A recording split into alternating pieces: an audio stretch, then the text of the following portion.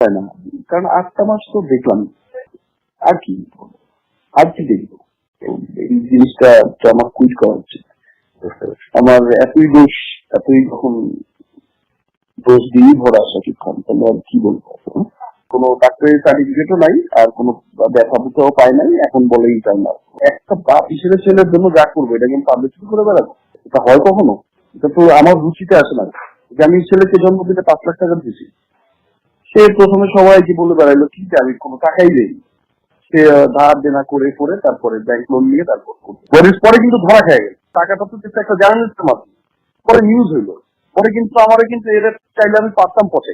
আমি চাই না যে আমার ছেলেটা বড় হয়ে তারে একটু আঙুল দিতে করবো, তোমার বাবা তোমার মাকে খারাপ এত মাস তো চেষ্টা করলাম, দেখলাম, ওয়েট করলাম। আমরা তো মনে করো যে অন্যায়ের জন্য তার একটু রিগ্রেট, অন্যায় করলে পর তো তার একটু সরি ফিল করা উচিত। সরি ফিল তো দূরের